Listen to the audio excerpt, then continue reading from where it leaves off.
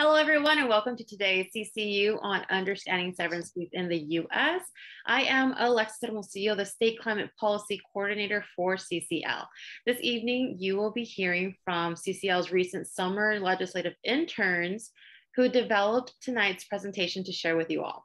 As you may know, CCL's work highly focuses on carbon pricing efforts, and you will soon discover the commonalities between a carbon price and severance fees in the United States. And these commonalities make the reality of effective state-level action more near and more possible. And with us tonight, we have Amanda, who is a senior at Indiana University, Bloomington, studying environmental management with a focus on political science and economics. She was one of CCL's legislative interns this past summer term, where she worked with the DC legislative team and conducted research on severance fees. Now she is the Environmental Resilience Toolkit Coordinator at the Environmental Resilience Institute, a research organization at IU, where she helps provide local governments in Indiana and the Midwest with resources and information tailored to their communities for climate change action planning. Amanda hopes to continue working with environmental policy issues upon graduation. And the other person that we have with us tonight is Matias. It's Matias Alberola, who is a sophomore at Yale University from Denver, Colorado.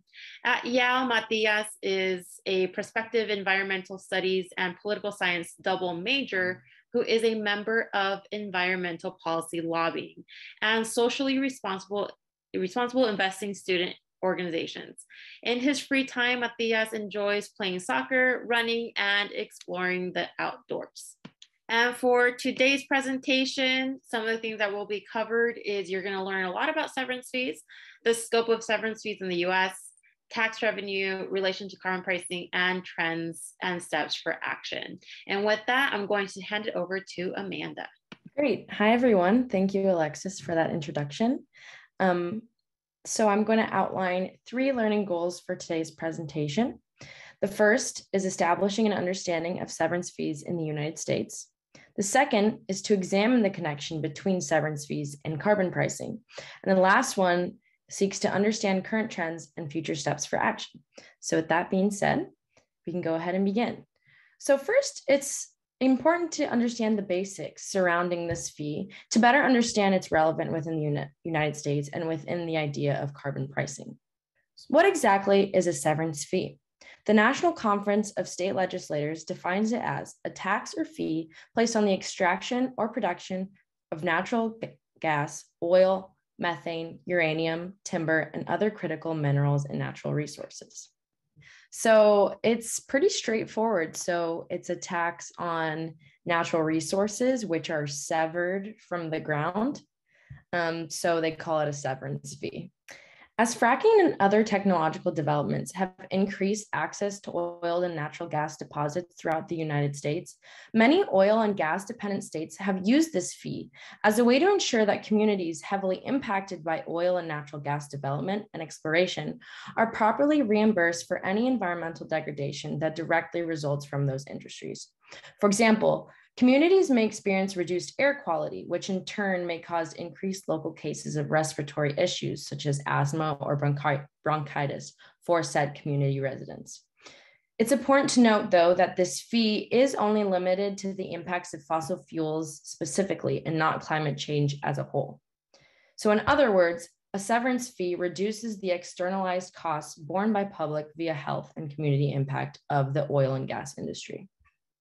There are 4 different categories of how this fee is levied to collect revenue. The first one is a production value tax. This is the most common method used, and it's levied on the market value of the produced oil or natural gas.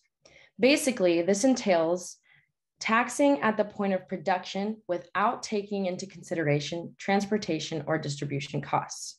The caveat with this is that it's difficult to implement because it requires constant monitoring of the changing market price. So price fluctuations makes the revenue prediction for this fee difficult. And it's also very common. This is used in Arkansas. The second category is a production volume tax. This is levied on the volume of the natural resource produced, as the name might hint.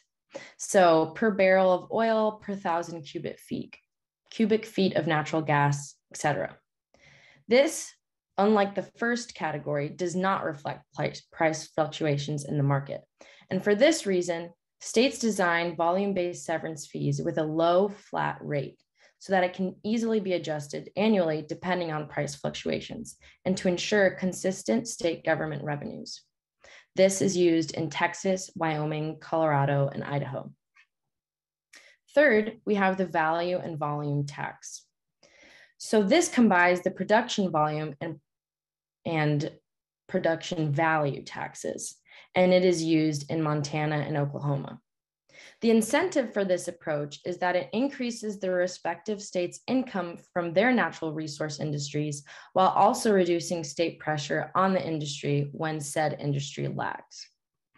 Lastly, we have tax incentives and tax credits. These encourage or discourage the production of certain wells and extraction sites. However, some sites may be exempt from this tax, including deep wells and lower production wells. So that sums up the 4 categories of how severance fees are levied. Next, it's also important to know how this tax is distributed throughout the nation. As I mentioned previously, severance fees are highly concentrated in heavy oil and gas dependent states. Currently, 34 of these states have implemented taxes or fees on extraction, production, or the sale of oil and natural gas, such as Texas, Wyoming, Oklahoma, Louisiana, and more. The allocation of severance fees fluctuate from state to state due to differing regulation approaches. However, generally speaking, severance fees produce a relatively small portion of the state's government revenue, and we will touch on more of that later. However, if you are interested in learning more about the specifics of severance taxes in your home state, the National Conference of State Legislators has a great interactive map that provides more detailed information on severance policy specifics. And I can go ahead and send that link in the chat right now so you have access to it. So now I'm going to hand it off to Matias, who is going to talk more about the tax revenue. Thank you very much. So the most important question when evaluating severance fees is quantifying their impact and revenue generation. In 2018, state and local governments collected a combined $12.7 billion in revenue from severance taxes, which is equal to 0.4% of their general state revenue. The peak of severance tax collection was in 2014, with a total collection of $19 billion across the US. Amanda will later be covering in the presentation some more specifics on collection trends of severance fees and will help better explain revenue fluctuation that we've seen across the past decade. Generally, severance tax revenue generation is concentrated in a handful of resource-rich states. Texas and North Dakota accounted for 60% of the total revenue of collections across the entire US in 2018. For Texas, though, severance fees actually don't make up as large of their state tax revenue generation. This is because of their large economy, population, and general tax revenue collections. However, in states with larger industries, these severance payments can make up an even bigger percentage of their total collections. In Alaska, for example, severance fees provided 37.5% of total state collections. And in North Dakota, severance fees generated 41.8% of its state tax revenues from severance fees. Now that we have an understanding of the scope of revenue that is generated from these severance fees, it's important to look at where that money is distributed. For the most part, these funds that are collected are deposited into state general funds, which support police and fire departments, the development of parks, and other community development initiatives. The rest is deposited to fund conservation or environmental cleanup work, and also to balance state budgets. Some states even use the funds in more innovative ways, such as supporting infrastructure development, energy innovation, and meeting environmental and resource management needs from fossil fuel impacts. So you now may be thinking to yourself, how does this connect with Citizen Climate Lobby's mission in advocating for a carbon price? Well, let's find out. So now, as you can see here, there's a chart that presents the similarities and differences between carbon pricing schemes and severance fees. First, starting with the similarities, the very exciting thing is that severance taxes put a price on the social costs and impacts of natural resource extraction. They internalize some of these externalities associated with natural resource development. Now, moving on to the key differences between the two policies, severance taxes are an indirect way of factoring a price on carbon, into consumer and business decisions. This is very similar to a gas tax, for example. Second, severance taxes are based on a percentage of the monetary value of the oil and gas extracted at the point of production.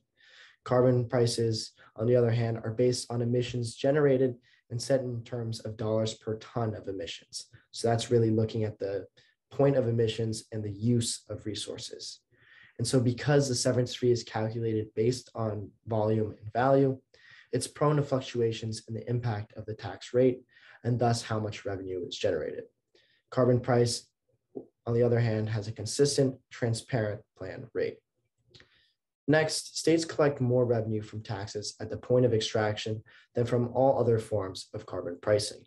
And when you actually divide the severance fee revenues by energy-related CO2 emissions, the national average is in the range of $2 to $3 per ton of CO2 emitted. Also, a carbon price has a direct goal of reducing emissions. Severance fees do not. A carbon fee puts a price on all emissions generating activities, whereas severance fees only put a price on natural resource extraction. Finally, severance fees don't increase incrementally over time as they do with a carbon price. So I hope this has provided you with more clarity of the scope and goals of severance fees, along with some of the key differences between a carbon price and severance fees.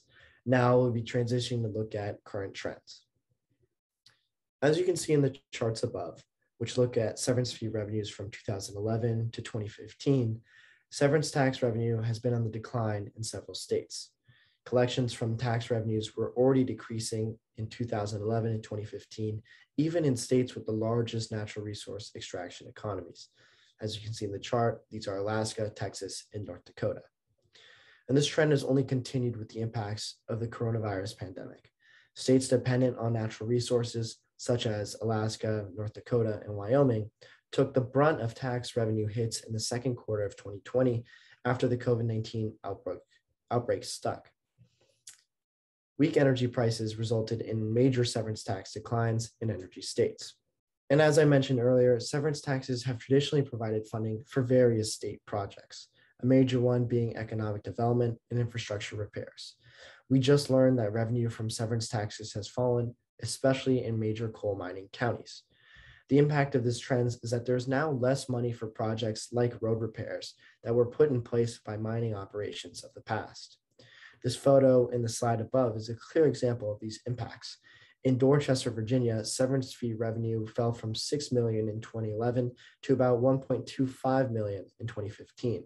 This created a funding shortage for severance fees. We will continue to see this especially as mining and oil extraction decline, and alternatives such as a carbon price on emissions will be able to better support these funding initiatives. Thank you all so much for your time, and now I'll be sending it back to Amanda as we conclude the CCU. Thank you. So the question that remains is now what? Let's put this information into context. As the Senate Finance Committee is discussing a carbon pricing bill, this presentation serves to note that 34 states already have something very similar in place. This is not a foreign, never before tried concept. It is normal, it's already American, especially in fossil fuel producing states.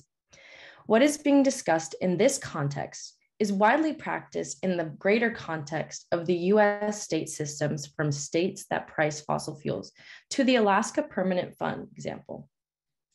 While these policies might not be the same identical thing, as we learned from Matias, the concept still is very similar.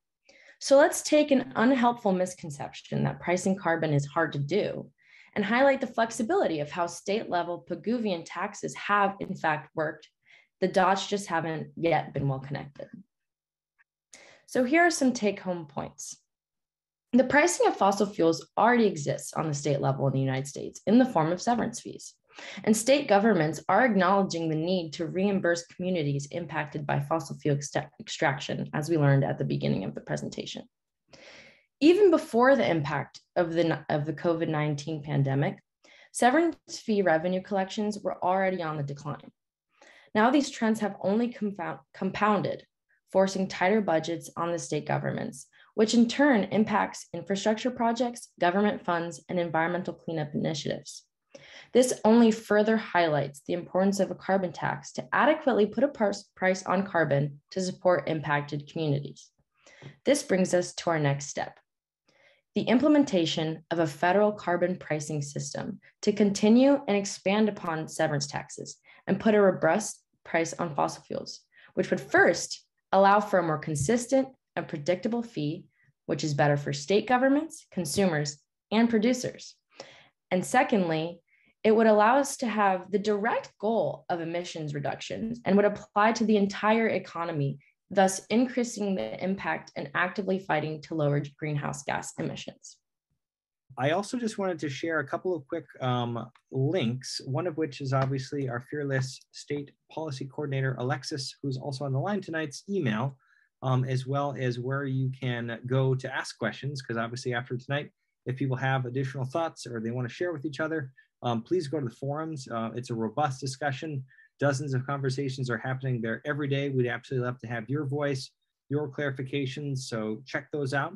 And then lastly, there is a wonderful series of research that our friend, who's actually been a part of some prior CCL events, Dr. Barry Rabe, out of the University of Michigan, has put together. He is an expert on all things carbon pricing, and his most recent line of research has been really looking at severance fees and state level basic, severance policy.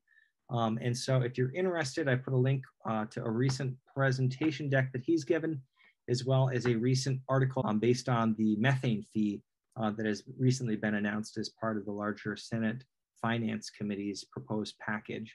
So thank you again so much for joining us tonight. I'm gonna unmute all lines and stay safe out there, everyone. Thank you for listening to this episode of Citizens Climate Lobby's training program. You can tune into more episodes anywhere podcasts are available. Inspired by what you heard today? Join Citizens Climate Lobby to advocate for bipartisan climate solutions. Go to community.citizensclimate.org to find more trainings, resources, your local chapter, national action teams, discussion forums, and more. Be sure to like our Facebook page and follow us on Twitter and Instagram @CitizensClimate. We also invite all of our listeners to subscribe to our YouTube channel for more inspiration. And together, we are creating the political will for a livable world.